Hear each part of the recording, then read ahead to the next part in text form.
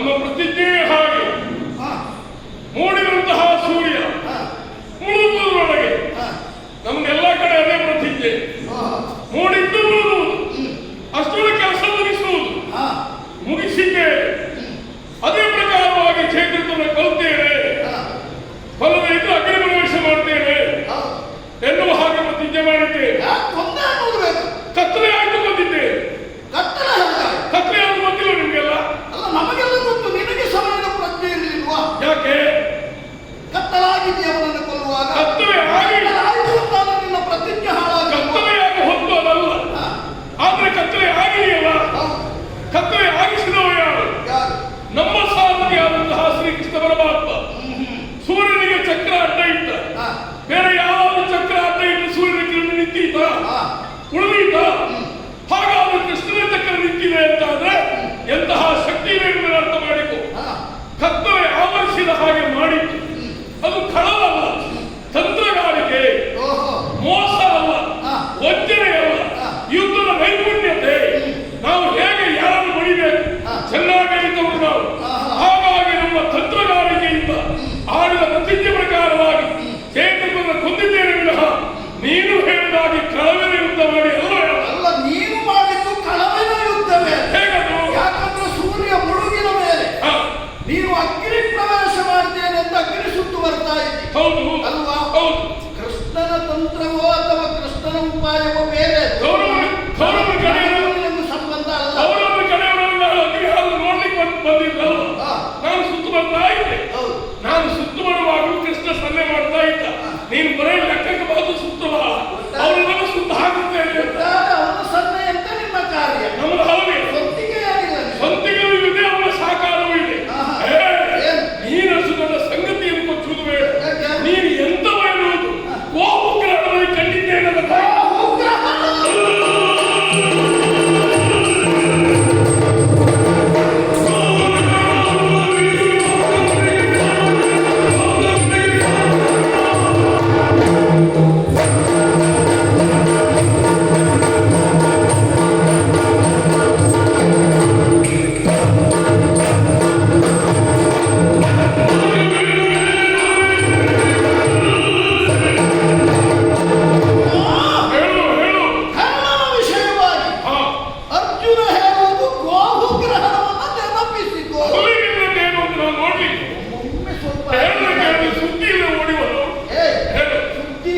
ಓಡಿ ಹೋದದ್ದನ್ನುವುದಕ್ಕಿಂತ ಗೋಹುಗ್ರಹಣವನ್ನು ನೆಪವಾಗಿ ಇರಿಸಿಕೊಂಡವರು ನಾವು. ಉದ್ದೇಶ ನಿಮ್ಮನ್ನು ಅರಸುವುದಕ್ಕೆ. ಆ ಕಥೆಯನ್ನು ಬಿಡು. ಆ ಗೋಹುಗ್ರಹಣವನ್ನು ನೀನು ನೆನಪಿಸಿದಾಗ ನನಗೊಂದು ನೆನಪಾಯಿತು. ಯಾವುದು ಗೋಹುಗ್ರಹಣ? ನೆನಪಿಸಿದಾಗ ನಿಮಗೆಲ್ಲ ಪ್ರಕರಣ ನೆನಪಾಗ್ತಲ್ಲ. ಗೋಹುಗ್ರಹಣ ಅಲ್ಲ ಪಾರ್ಥ. ಕರ್ಮ ನಿನಗೆ ಎದುರಾದದ್ದರಿಂದ ನಿಮಗಿಂದು ಸೋಮಗ್ರಹಣ ತಾಗುವುದಕ್ಕೆ ಪ್ರಾರಂಭವಾಗಿದೆ. ಚಂದ್ರಪೂರ್ಣ ಕಪ್ಪೆ ಆಗುವುದೇ ಖಂಡಿತ. ಹೌದಾ? ಸೂರ್ಯಗ್ರಹಣ ನಿನಗೆ ಆವರಿಸುವುದಕ್ಕಿದೆ. ಹಾಗಾಗಿ ಹೇಳ್ತಾ ಇದ್ದೇನೆ, ಆ ಬಗ್ಗೆ ನೀನು ಯೋಚಿಸಬೇಕಾದ ಅಗತ್ಯ ಇಲ್ಲ. ಈ ಕಲಿಕರ್ಣವನ್ನ ಗೆಲ್ಲಬೇಕು, ಅವನಿಗೆ ಎದುರಾಗಿ ನಿಲ್ಲಬೇಕು. ನನ್ನಿಂದ ನಿನಗೆ ಗೆಲುವು ಬರಬೇಕು ಅಂತಿದ್ದೆ. ನಿಂತದ್ದಕ್ಕೆ ನಿಂತದ್ದು ಅಂತ ಹೇಳುವುದಿಲ್ಲ, ಎದುರಾಗಬೇಕು. ತೋರಿಸ್ತೇನೆ. ನೀನು ತೋರಿಸಬೇಕಿದ್ರೆ ನಿನ್ನಿಂದ ಆಗುವುದಿಲ್ಲ. ನನ್ನನ್ನು ಗೆಲ್ಲುವುದಕ್ಕೆ ಕೆಲಸ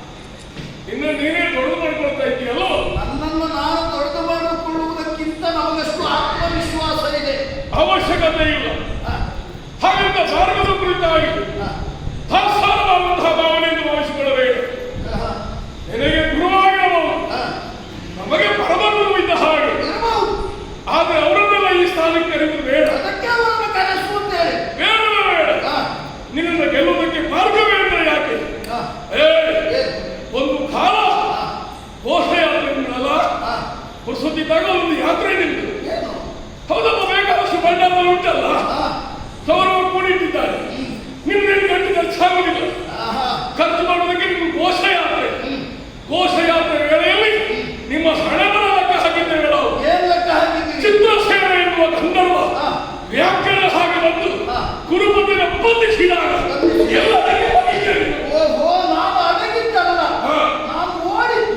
ಓಡಿದ ಹೆದರಿ ಅಲ್ಲ, ಹೆದರಿ ಅಲ್ಲ. ಅದೇ ಈಗ ಚಿತ್ರಸೇನೆ ಓಡಿದ್ದನ್ನು ಅರ್ಥ ಹೆದರಿ ಓಡುದು. ಸ್ವಲ್ಪ ಸರಿಯಾಗಿ ಧೈರ್ಯ ಇದ್ದವ್ರು ಓಡುವುದಿಲ್ಲ. ಪೂರ್ವ ಮತ್ತೆ ಪರವನ್ನ ತಿಳಿದು ಹೇಳು. ಅರ್ಥ ಕೊಡ್ಬೇಕು. ಹಾ. ನಿಜವಾಗಿ ಹೇಳುವುದು ನಾನು ಓಡಿದ್ದು ಹೌದು. ಯಾಕೆ? ಎಲ್ಲಿಗೆ? ಚಿತ್ರಸೇನ ಕರ್ತವ್ಯ ಹಾ. ಕುರುಬಸು ಅಂತ ಹೇಳ್ತೀರ ನೀವು. ಕೌರವ ಹೌದು. ಕೌರವೇಶ್ವರನನ್ನು ಬಂಧಿಸಿದ ಯಾವುದರಲ್ಲಿ? ನಾಗಭಾಷದಲ್ಲಿ. ಹೌದಾ? ಹಾ. ಅದನ್ನ ಬಿಡಿಸುವುದಕ್ಕೆ ಯಾರಾಗಬೇಕು?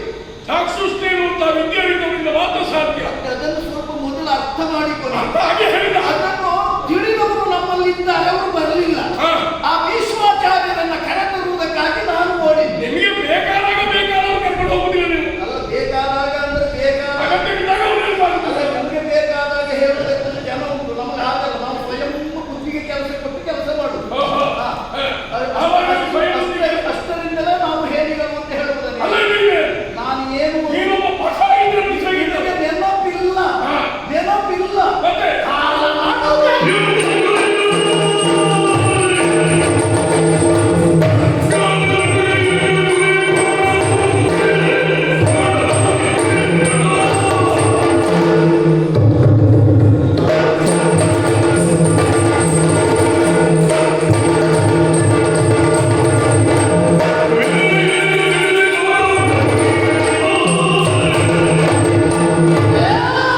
ನೀನು ಏನು ತಂದುಕೊಂಡಿದ್ದೀರಿ ಬೇಡವಾ? ಅಲ್ಲ, ಕರ್ಣ ಧಕ್ಕು ಕಡಿದದ್ದು ಏನು ಎನ್ನುವುದು ಮಹಾಭಾರತ ಇಂದ 15 ದಿವಸ ಇರುವುದು ಗೊತ್ತಾಯ್ತು. ನಿನಗೆ ಗೊತ್ತುಂಟು ಅಥವಾ ಕಣ್ಣು ಮುಚ್ಚಿಕೊಂಡಿದ್ದೀಯೋ ನನಗೆ ಗೊತ್ತಿಲ್ಲ. ಅಷ್ಟೊಳಗೆ 10 ದಿವಸ ಈಗ ತಲೆ ಹಾಕಲಿಲ್ಲ ನೀನು. ಅಲ್ಲ, ಹಾ. ಯಾರು? ನೀನೆ ನಾನಿದ್ದೆ. ಇದ್ದೆ ಬರಲಿಲ್ಲ ಇಲ್ಲಿ. ಆ? ಬರಲಿಲ್ಲ ಇಲ್ಲಿ. ಅಲ್ಲ, ಬರಲಿಲ್ಲ ಅನ್ನುವುದಕ್ಕಿಂತ ಹಾ. ನಾನು ಬಾರದೆ ಇರುವ ಹಾಗೆ ಆಗಿದೆ. ಹಾ. ಹಾಗಾಗಿ 10 ದಿವಸ ಬರಲಿಲ್ಲ. ಅಲ್ಲ ಅದರ ಮೇಲೆ ಆ ಕರ್ಣ ಏನು ಎನ್ನುವುದನ್ನು ಇಲ್ಲಿ ತೋರಿಸಿದ್ದೇನೆ. ಕಳೆದ ಹೆಚ್ಚಿಗೆ ದಿವಸ ನೀನು ಬರಲಿಲ್ಲ. ಉಳಿದ ಕೆಲವು ದಿವಸ ಬಂದು ಕಾಣಿಸ್ಕೊಳ್ಳೋದು ಕಾಣ್ತಾ ಇದೆಯಲ್ಲ. ಏ, ಬಿಟ್ಟೇನ ಅಂತಲೇ ಇರುವಾಗ. ಪ್ರಥಮದಿಂದಲೂ ನಾನು ಕೌರವ ಪಾಳಯದಲ್ಲಿದ್ದೆ. ಹಾ. ನಮ್ಮಲ್ಲಿ ಬಂದ ಸಮಸ್ಯೆ ಒಂದಕ್ಕಾಗಿ ಹಾ. 10 ದಿನಗಳ ಕಾಲ ಭೀಷ್ಮಾಚಾರ್ಯರ ಸೇನಾಧಿಪತ್ಯದಲ್ಲಿ ನನ್ನ ಹೋರಾಟ ಇರಲಿಲ್ಲ. ಭೀಷ್ಮಾಚಾರ್ಯರಿಗೆ ಸೇನಾಧಿಪತ್ಯ ಕೊಟ್ಟಿದ್ದಾರೆ ಅನ್ನೋ ಒಟ್ಟಗಿತ್ತು ನಿನಗೆ. ಬೇರೆಯವರಿಗೆ ಸ್ಥಾನ ಸಿಕ್ಕಬಾರದು ನಿನಗೆ. ಎಲ್ಲ ನಿನಗೆ ಆಗಬೇಕು. ನೀನು ಅಧಿಕ ಪ್ರಸಂಗ ಮತ್ತೆ ಇಲ್ಲ. ನನ್ನನ್ನು ಎಳೆಬೇಡ. ಮತ್ತೆ ಅದು ನಮಗೆ ಅಗತ್ಯ, ನಿನಗೆ ಅಗತ್ಯ ಇಲ್ಲದ ವಿಷಯ. ಏನು? ಕರ್ಣ ಅಲ್ಲಿ ಯಾಕೆ ಬರಲಿಲ್ಲ ಅನ್ನುವ ಸತ್ಯ ಕರ್ಣನಿಗೆ ಗೊತ್ತು. ಹಾ. ನಾವು ತಿಳಿದ ಪ್ರಕಾರವಾಗಿ ಅದನ್ನ ನಿನ್ನಲ್ಲಿ ತಿಳಿಯಪಡಿಸಬೇಕಾದ ಅಗತ್ಯ ಇಲ್ಲ. ಹಾ. ಗೊತ್ತಿದ್ದವರಿಗೆ ಗೊತ್ತುಂಟು. ಹಾ. ಆದ್ರೆ ಇಲ್ಲಿ ನೀನು ಹೇಳ್ತೀಯಲ್ಲ, ಏನು? ಏನು ಮಾಡಿದ್ದಿ ನೀನು? ಏನ್ ಮಾಡಿದ್ದಿ? ನಿನ್ನೆ ಮೊನ್ನೆ ಏನ್ ಮಾಡಿದ್ದಿ? ನಿನ್ನ ಅಗ್ರಜ ಹಾ. ಧರ್ಮರಾಜ ಹಾ. ಕಾಲನಂದನೆಂಬ ಗುರಿಯ ಆ ಧರ್ಮರಾಜನ ಕೋಣಕ್ಕೆ ಹಾ. ಜ್ಞಾನಕ್ಕೆ ಹಾ. ಜಡಸೋಲಿನಿಂದ ಹಾ. ನೀನು ಇದ್ದೀಯಲ್ಲ, ಇದ್ದೆ ಹೌದು. ನೀನು ಎಂತದ್ದು ದಂಡ ಕಂಡಿಯ? ಅಲ್ಲ ಅವ ನಮ್ಮ ಅಣ್ಣ ಧರ್ಮರಾಜ ಹೋರಾಟದಲ್ಲಿ ನಿಪುಣನಿದ್ದಾನೆ. ಹಾಗಾಗಿ ಅವನಿಗೊಂದು ಸಣ್ಣ ಅವಕಾಶ ಕೊಟ್ಟದ್ದು. ಅವ ಯಾವಾಗಲೂ ಹೇಳ್ತಾ ಇದ್ದ ನಮಗೆ ಅವಕಾಶ ಇಲ್ಲ, ನಮಗೆ ಅವಕಾಶ ಇಲ್ಲ, ಎಲ್ಲ ನಿತ್ಯ ಆಯ್ತು ಅಂತ. ಅಲ್ಲ, ಹಾ. ನಿಮ್ಮ ಕೈಯಿಂದ ಆಗದೇ ಇರುವವರನ್ನು ತೋರಿಸಿ ನಿಮಗೆ ಅವಕಾಶ